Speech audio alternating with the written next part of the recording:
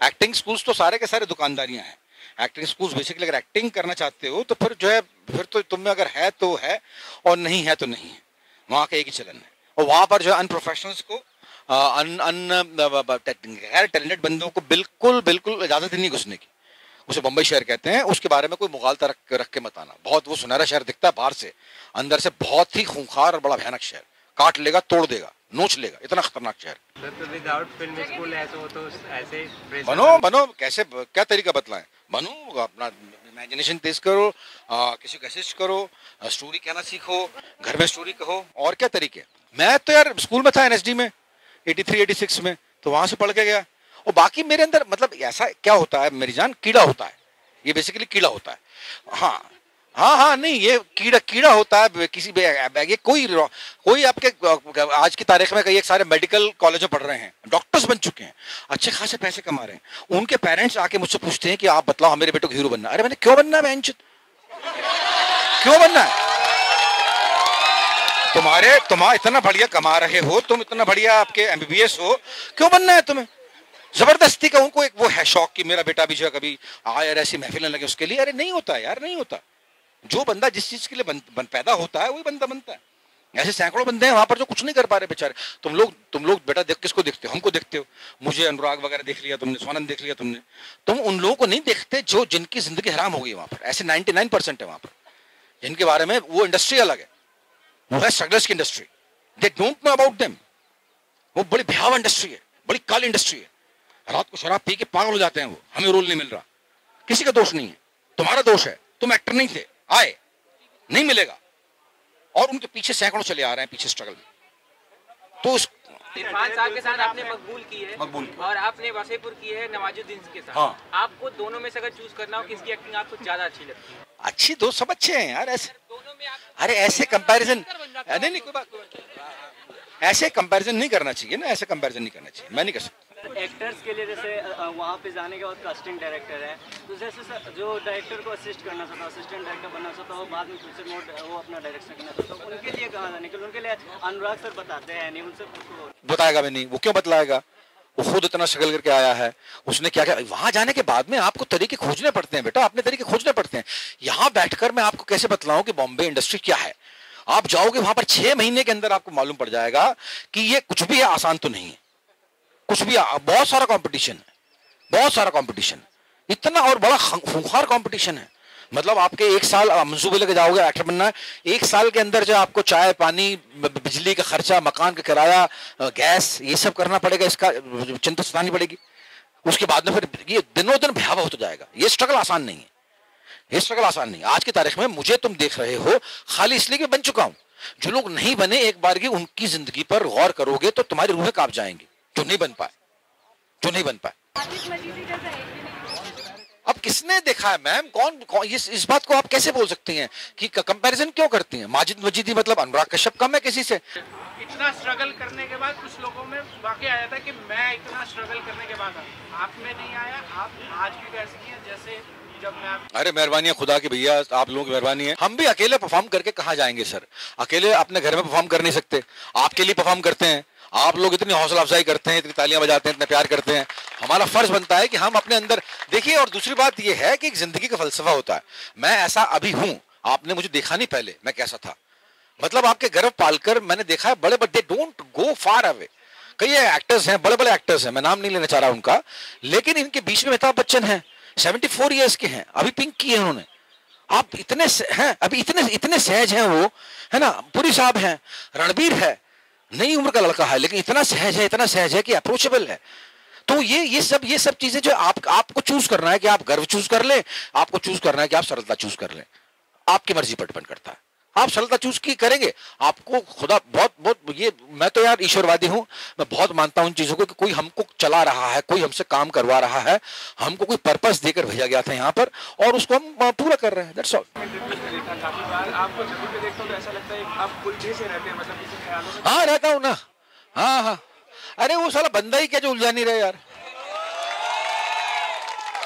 वो ऐसा करके तो जो गौतम बुद्ध बन जाएगा ना बंदा, आपको निर्वाण की तलाश सबको है, जाने अनजाने में सबको है, सब कॉन्शियसली, सबकॉन्शियसली, अनकॉन्शियसली हम सब जो है निर्वाण की संपूर्ण शांति की तलाश में हैं। उसके बीच का दौर जो है वो इतना ही उलझा हुआ रहेगा यार, हम सब उलझे हुए हैं। हाँ जी सर, आप लिखते भी हैं, गाते भी हैं, म्यूजिक भी बनाते हैं, एक्टिंग भी करते हैं। इनफैक्ट हम लोग श्रीराम सेक्टर पे थे, प्रेमचंद का हमारा शो चल रहा था, वो एक्टर आपको सड़क पे देखा, हड़बड़ाहट में ऑलमोस्ट सीढ़ियों से गिर गए वो। अरे लोग दिल्ली से जाते हैं बम्बई, ठीक है, एक इंडस्ट्री क्रिएट करने, तो क्या ये जरूरी है कि जहाँ तक बॉलीवुड फिल्म इंडस्ट्री इसका ताल्लुक है वो बॉम्बे से ही जुड़ा रहे? वहीं रहेगा यार। अभी देखना भोपाल में आपके एक पैरेलल इंडस्ट्री खोलने की कोशिश की प्रकाश झा साहब ने, है ना, बहुत काम किया, इतनी सारी पिक्चरें बनाई वहां पर, लेकिन लाल वो बाबुओं की नगरी है, मत भूलो, दिल्ली बाबुओं की नगरी है, मत भूलो, है ना। यहाँ पर जो है आपके यहाँ पर बाबूगिरी, यहाँ पर प्रशासन है, प्रशासन के नीचे कोई भी इंडिपेंडेंट आर्ट नहीं पनप सकता। बॉम्बे इन सब से दूर है, बॉम्बे का कल्चर अलग है, सरकारी तंत्र वहां पर बिल्कुल काम में नहीं आता। वहां पर लोग बाग राज ठाकरे की बाकायदा मुखालिफत करते हैं, फिल्म इंडस्ट्री के बहुत लोगों ने की है, तो वहां पर इतना प्रभावशाली नहीं है। वहां अपने मद में है बंदे, यहाँ पर ये भी कम नहीं है। अनुराग पागल है साला, कर देता है कुछ भी, बगाड़ो मेरा, कई बार गलती होती है उसकी, लेकिन फिर भी अड़ जाता है। ऐसे सैकड़ों लोग हैं, तो वो प्रशासन से मुक्त जगह है, इसलिए इतना कुछ हो पा रहा है वहां पर। हाँ, एक हमारे साथी हैं जो बोल नहीं सकते हैं, उनको बोलने में दिक्कत है, उन्होंने टाइप करके सवाल पूछा है। कहाँ पर? उन्होंने यहीं पे बैठे हुए हैं। हाँ जी, उन्होंने कहा है कि आपने कहा कि आपने बहुत स्ट्रगल किया, क्या कोई ऐसा काम भी है जिसमें संघर्ष ना करना पड़े? अरे कोई नहीं है सर, जिंदगी जीने में संघर्ष करना पड़ता है ना, जिंदगी जीने में संघर्ष करना पड़ता है। अगर आप सांस नहीं लें तो आपको सांस लेने के लिए आपको संघर्ष करना पड़ता है। पॉल्यूशन नहीं है, पॉल्यूशन नहीं चाहिए आपको, सांस लेने में आपको हर चीज करने में संघर्ष करना पड़ता है। तो वो तो जरूरत है, इंसान की धर्म है आपके, मतलब उससे कहीं कोताही नहीं बरतनी चाहिए। अगर आपने वक्त से पहले हार मान ली ये सोच के कि हमसे काम नहीं हो सकता, तो काम नहीं होगा यार। काम तभी होता है जब आप मंसूबे बांध कर बैठते हैं कि हाँ मुझे काम करना है, तब हो जाता है। 1 दिन 2 साल 5 साल 6 साल लगे, लेकिन वो आपको मंसूबे बांधने पड़ेंगे, बिना उसके काम नहीं होगा। लल्लन टॉप के बारे में क्या कहना चाहिए? लल्लन टॉप जो बेसिकली नाम से लगता है कि हम जैसे उजले हुए बंदे हैं, कभी अनुराग आ गया, कभी मैं आ गया, कभी स्वानंद आ गया, कभी ऐसे ही। अभी पूरी पलटन को आपने देखा नहीं, इम्तियाज को देखा नहीं है आपने, विशाल को देखा नहीं है आपने, रणबीर, अरे बड़ा चीज है वो साला, रणबीर कपूर, उससे बड़ा मतलब उससे लल्लन टॉप को बंदा ही नहीं हो सकता। हाँ, जितने बढ़िया एक्टर है उतना ही गजब जिंदा दिल इंसान है, अप्रोचेबल। डेफिनेटली वो हर बंदे से नहीं मिल सकता, जैसे कि मैं आज बैठा हूँ आपके बीच में और आप लोग ढंग से संयत तरीके से मुझे सुन रहे हैं, लेकिन अगर आप चाहें कि हर बंदे से हाथ मिलाओ तो नहीं मिला सकता, मेरी मजबूरी है। तो उतना अगर आप मेरे को जो है इंडिपेंडेंस दें, फ्रीडम दें, उसके बाद में यार मैं हाजिर हूँ, जाहिर है आपके बीच में हूँ, आपसे बातें कर रहा हूँ। आपकी अच्छी फिल्मों की जो फेहरिस्त है वो काफ़ी लंबी है, सोसाइटल इश्यूज पे, थॉट प्रोवोकिंग इश्यूज पे, बट आपने बीच में काफ़ी खतरनाक मूवीज भी की है। कौन सी? शौकीन है, खतरनाक नहीं थी। शौकीन क्या मतलब, आपके एक बिल्कुल सेक्स स्टार्ड बुड्ढे का रोल था, बाकायदा रोल था, बाकायदा, it was a well crafted role. हाँ, मैंने जो की थी वो ये है। हाँ, मतलब मुझे खराब नहीं लगा।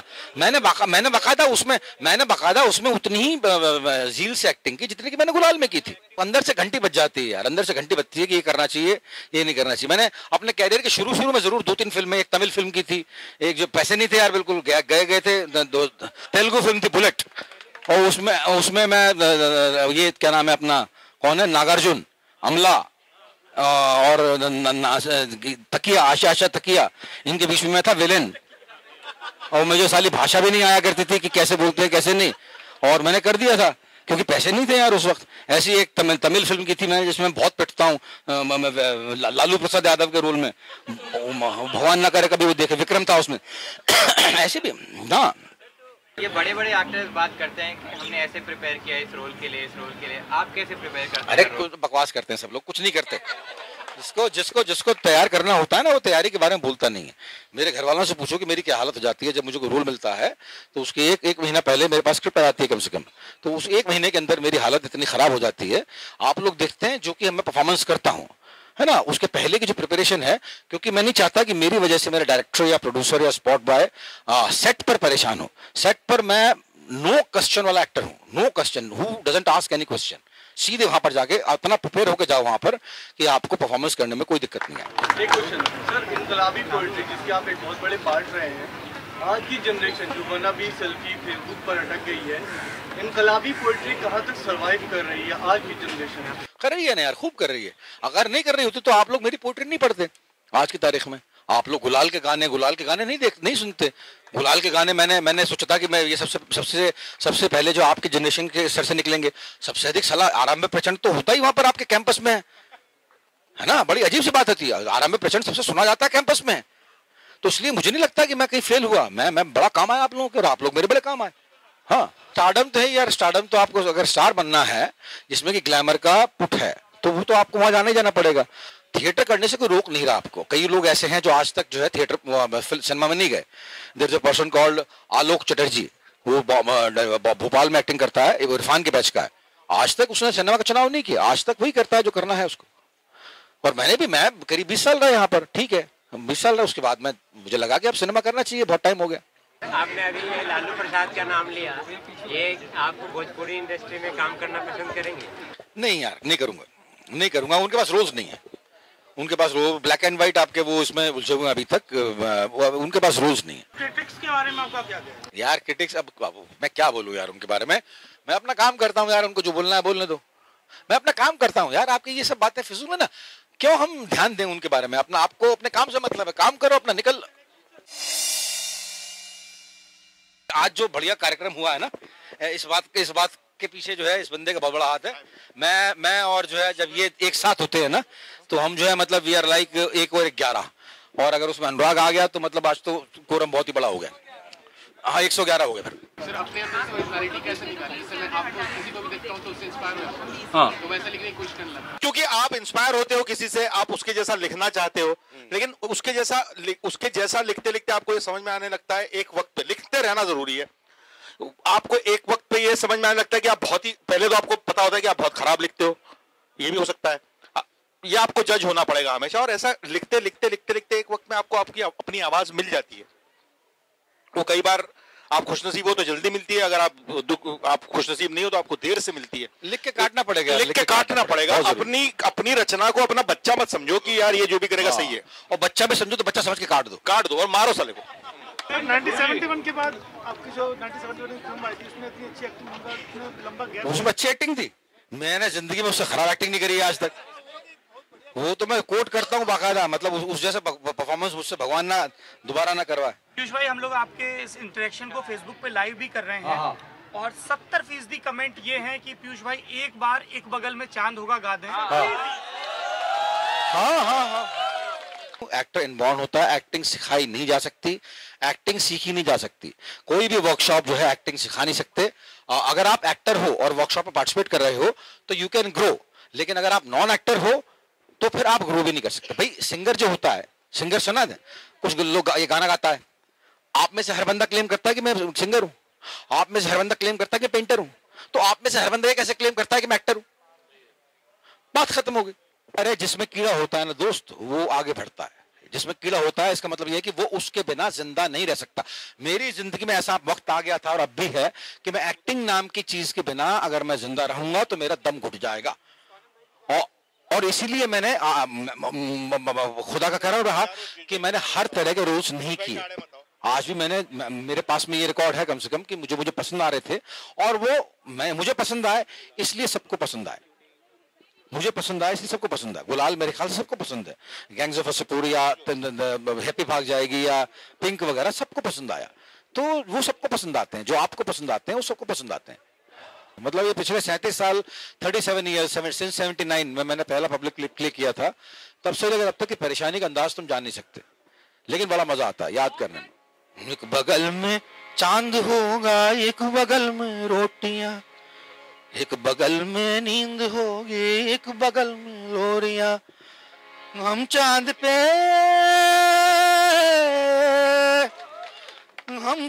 पे रोटी की चादर डालकर सो जाएंगे, और नींद से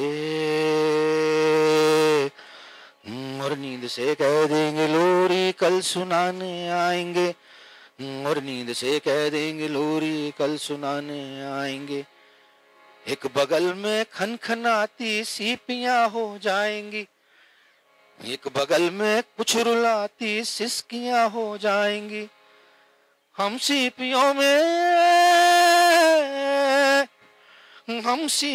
में भर के सारे तारे छू के आएंगे और सिसकियों को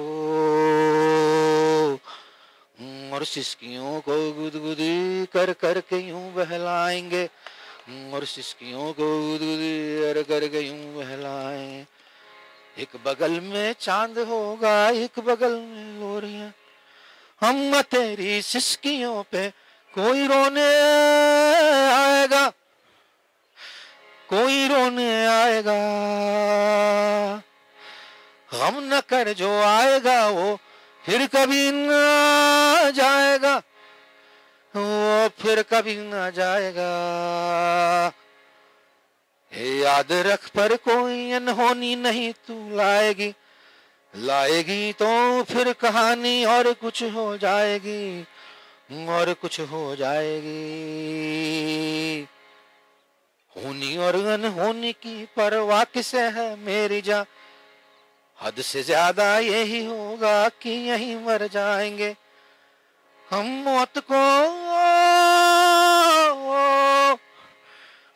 मौत को सपना बताकर उठ खड़े होंगे यहीं, और होनी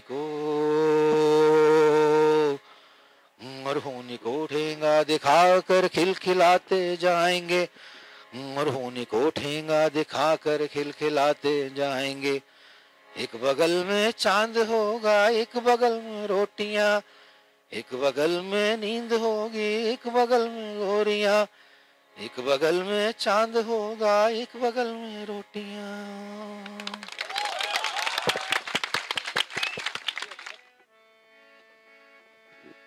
आज शब जो चांद ने है रूठने की ठान ली, गर्दिशों में है सितारे बात हमने मान ली। अंधेरी स्याह जिंदगी को सूझती नहीं गली, कि आज हाथ थाम लो एक हाथ की कमी कर। क्यों खोए खोए चांद की फिराक में तलाश में उदास है दिल, क्यों अपने आप से खफा खफा जरा जरा सा नाराज है दिल। ये मंजिले भी खुद ही तय करे, ये फासले भी खुद ही तय करे। क्यों तो रास्तों पे फिर सहम सहम संभल संभल के चल आए दिल। क्यों खोए खोए चांद की फिराक में तलाश में उदास है दिल। Thank you. एक गाना मैं पीयूष भाई का सुनाना चाहूंगा जो मेरे को बहुत पसंद है, मैं गाता हूँ। हाँ, बावरी श्यामा के साथ महाकुंड का महादान नाम का प्ले है, जिसके अंदर मैं पहली बार एक्ट 1 के अंदर आया था और कोरस में गाता था, और ये गाना मेरे जहन में तब से फंसा हुआ है। मैं बहुत गाता हूँ ये गाना, पीयूष भाई के सामने कभी नहीं गाता हूँ। ओ बावरी श्यामा की सावरी, ओ बावरी माटी की गागरी, ओ बावरी श्यामा की सांवरी, ओ बावरी माटी की गागरी।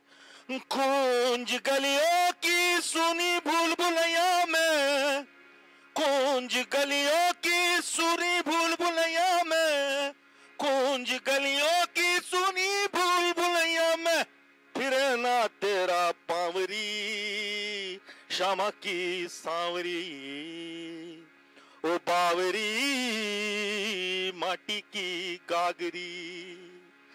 तेरी गगरी में लगा एक ढेला रे, है तेरी गगरी में, तेरी गगरी में लगा एक ढेला रे, तेरी गगरी में, ओ तेरी गगरी में लगा एक ढेला रे, फिर ना तेरा बावरी श्यामा की सावरी, ओ बावरी माटी की गागरी। वाह!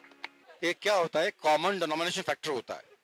कॉमन डिनोमिनेशन फैक्टर, उसके नीचे की वो पूरी वो देखिए मॉरल कोड कैसे तय होता है पूरी सोसाइटी में, ये चीज गलत है, ये चीज सही है, इसका कोड होता है। कोड हम डिसाइड नहीं कर सकते, वो एक कॉमन डिनोमिनेशन कोड होता है। वो उसके नीचे की सारी चीजें गलत होती हैं। रेप करना गलत है। अगर कोई एक बंदा कहे कि रेप करना अच्छा है, मुझे अच्छा लगता है, तो आप कहेंगे कि सही है? नहीं कहेंगे, क्योंकि कॉमन डिनोमिनेशन कोड होता है, उसके अंतर्गत जो है कुछ चीजें सही होती हैं और कुछ चीजें खराब होती हैं, उसको हम तय नहीं कर सकते। मतलब कहने का ये है कि जिस चीज को मैं प्रस्तुत कर रहा हूँ वो आम आदमी को कितनी समझ में आती है, कितनी उसके वो गले उतरती है, ये इस चीज पर निर्भर करता है। ये इस चीज पर निर्भर करता है कि मैं कैसे प्रेजेंट कर रहा हूँ। अगर आप देखिए राजू हिरानी का सिनेमा देखें आप, तो वो सारी बातों को बहुत ही बच्चों तरीके से समझाते हैं। लगे रहो मुन्ना भाई एमबीबीएस तो इतनी मुश्किल फिल्म है, लिखने के लिए इतनी मुश्किल फिल्म है। मतलब वो क्या सोच के उनके दिमाग में आया होगा कि मैं ह्यूमैनिटी पर एक फिल्म लिखूंगा। ह्यूमैनिटी पर मतलब उसका पिक्चर का ओर-छोर, मैं आज तक मैंने जितने स्क्रीन प्लेस लिखे हैं, मुझे आज तक समझ नहीं आया कि ये आइडिया उसके दिमाग में आया। लगे रहो मुन्ना भाई, 3 इडियट्स, ये सब आते हैं, लेकिन वो फिल्म ह्यूमैनिटी पर एक फिल्म, जादू की झप्पी, ये कैसे कंसीव किया होगा उन दोनों ने। और वो कमाल है, एक बंदा यहाँ पर है, एक बंदा स्टेट्स में है, अभिजात जोशी, दोनों मिलकर लिखते हैं, नेट पर इंटरेक्ट करते हैं, वो तो कमाल है। और ये जो अगली फिल्म लिखी है उसने, संजू की बायोग्राफी, ये तो मैं अभी रिवील नहीं करना चाहता क्या किया है उन्होंने। अबे गजब किया उन लोग, गजब किया इसमें, गजब किया। मैं उसका हिस्सा हूं इसलिए। बहती हवा सा था वो, उड़ती पतंग सा था वो, कहाँ गया उसे ढूंढो। हमको तो राहें थी चलाती, वो खुद अपनी राह बनाता, गिरता संभलता मस्ती में चलता था वो। हमको कल की फिक्र सताती, वो बस आज का जश्न मनाता, हर लम्हे को खुल के जीता था वो। कहाँ से आया था वो, छू के हमारे दिल को, कहाँ गया उसे ढूंढो। सुलगती धूप में छाओ के जैसा, रेगिस्तान में गाँव के जैसा, मन के घाव पे मरहम जैसा था वो। हम सहमे से रहते कुएं में, वो नदिया में गोते लगाता, उल्टी धारा चीर के तैरता था वो। बादल आवारा था वो, यार हमारा था वो, कहाँ गया उसे ढूंढो।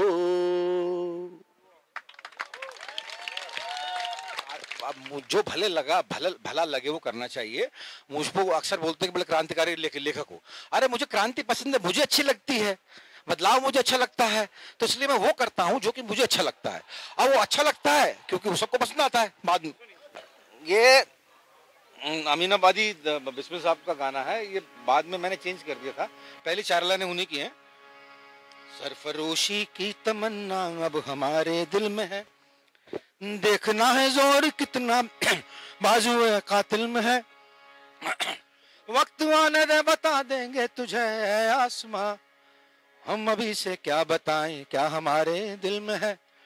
सरफरोशी की तमन्ना अब हमारे दिल में है, और देख फांसी का ये फंदा खौफ से है कांपता, देख फांसी का ये फंदा खौफ से है कांपता, उफ की जल्लादों की हालत भी बड़ी मुश्किल में है, उफ की जल्लादों की हालत भी बड़ी मुश्किल में है, नर्म स्याही से लिखे शेरों की बातें चुक गई, नर्म स्याही से लिखे शेरों की बातें चुक गई, एक नई बारूद से लिखी गजल महफिल में है, एक नई बारूद से लिखी गजल महफिल में है, और आंख से टपकी लहू की बूंद को ले हाथ में, आंख से टपकी लहू की बूंद को ले हाथ में, वो सर कटा दे ए वतन बस ये ही हसरत दिल में है, सर कटा दे ए वतन बस ये ही हसरत दिल में है, जिंदगी के रास्तों पे खूब यारों चल लिए, और जिंदगी के रास्तों पे खूब यारों चल लिए, अब जरा देखें छुपा क्या मौत की मंजिल में है, अब जरा देखें छुपा क्या मौत की मंजिल में है, ये इसका एक MTV वर्जन भी है। सरफरोशी की तमन्ना अब हमारे दिल में है, और बिस्मिल काश आते आज तुम हिंदोस्तां, और बिस्मिल काश आते आज तुम हिंदोस्तां, और देखते कि मुल्क सारा ये टशन में थ्रिल में है, देखते कि मुल्क सारा ये टशन में थ्रिल में है, और आज का लौंडा ये कहता हम तो बिस्मिल थक गए, आज का लौंडा ये कहता हम तो बिस्मिल थक गए, अरे अपनी आजादी तो भैया लौंडिया के दिल में है,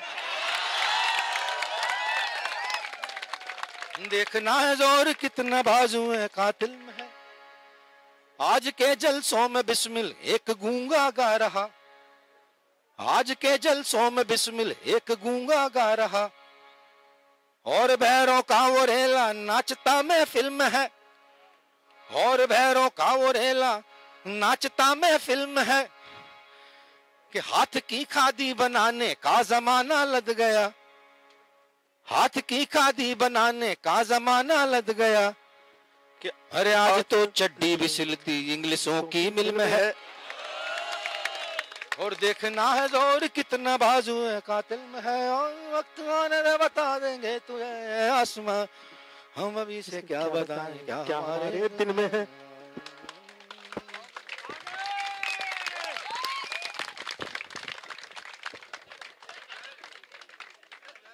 पीयूष मिश्रा का एक, लोग बताते हैं कि पीयूष भाई का एक सेशन होता था, एक प्ले होता था, सिंगल एक्ट होता था, सुना है किस्सा, और उसके टिकट ब्लैक में मिलते थे, मतलब एक थिएटर का एक्ट हो रहा है और इसके टिकट ब्लैक में मिल रहे हैं, तो हम लोगों को बहुत अकल्पनीय लगता था उस दौर के, कुछ अगर आप बातें बता सकें। अरे यार ये ना कुछ एक बिगड़े हुए बंदों ने बहुत सारा बहुत ज्यादा बना दिया मुझे, स्वानंद किरकिरे, अनुराग कश्यप, इम्तियाज अली, है ना, ये उस वक्त छोटे थे, मैं नेक्स्ट जनरेशन, इनसे ऊपर वाली नेक्स्ट जनरेशन का हूँ, तो उन लोगों ने बहुत बहुत बकवास करी मेरे बारे में कि पीयूष भाई ऐसे थे वैसे थे। मैं बताता हूँ, पीयूष भाई एक जमाने में टाइम्स ऑफ इंडिया के दिल्ली के मोस्ट एलिजिबल बैचलर्स में नंबर 2 पे थे। ये था हाँ नहीं ये था, ये और राहुल गांधी थे उसमें हाँ हमने वो जमाना देखा है जब मतलब वो जमाना आज भी चल रहा है, आप लोगों मतलब मैं ये नहीं बोल रहा हूँ, लेकिन एक पूरी की पूरी पीढ़ी को, मतलब पीयूष भाई आप भले ही कुछ भी कहिए, लेकिन मैं आपको ये बहुत ईमानदारी से बोलना चाहता हूँ, तहे दिल से बोलना चाहता हूँ कि एक पूरी की पूरी पीढ़ी को इंस्पायर किया है आपने, आपके गीतों ने, आपकी सोच ने। नहीं ठीक है यार, है ना, और आप उसको आपकी मॉडेस्टी है, आपका भलाई है ये, लेकिन जो हमारे लिए जो तथ्य है वो तथ्य है। मंदिर में बैठा खुदा ना मतलब भगवान ना माने कि वो भगवान है, लेकिन भगवान हमारे मेरे ख्याल से मेरा कहना इसके मामले में वही है कि जो करके छोड़ देना चाहिए, करके छोड़ देना चाहिए। बिल्कुल, और इसी पे हम भी टिके हुए है ना, जिससे कि आगे काम करने का मौका मिले आपको, बिल्कुल आप करके छोड़ दो, आगे निकल जाओ, है ना। तो अगर आप if you want to live on the memory of past pulse, you can't gain anything in your life यार। नहीं, that is the lesson which we have learned. और क्या। पीयूष भाई आपने बिल्कुल नई चीज की बात की, बिल्कुल नया कुछ सुना दीजिए, नई पीढ़ी के लिए, नौजवानों के लिए, नौजवान शायर का नया कलाम। मेरी शायरी सिर्फ लफ्ज़ी है कि चर्चे ये शायरी के सारे तमाम ला, चर्चे ये शायरी के सारे तमाम ला, और जलती सी रुबाई तपता कलाम ला। चर्चे ये शायरी के सारे तमाम ला, और जलती सी रुबाई तपता कलाम ला। गजलें ये मेरी सारी कब की है सड़ चुकी, गजलें ये मेरी सारी कब की है सड़ चुकी, गजलों से भी जरूरी कोई तो काम ला। शायर की आरजू है महफिल उजाड़ दो, शायर की आरजू है महफिल उजाड़ दो, शायर की आरजू को मेरा सलाम ला। और एक शेर कह दिया तो लाखों में बिक गया, एक शेर कह दिया तो लाखों में बिक गया, लाखों से आगे बढ़ के कोई तो दाम ला।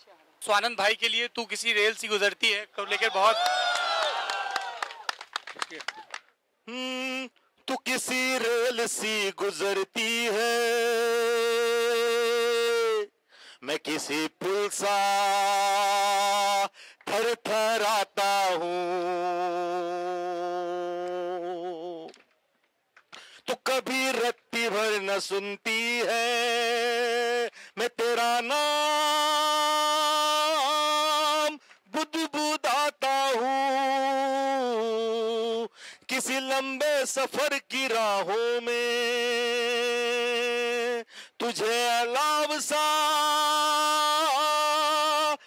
जलाता हूं,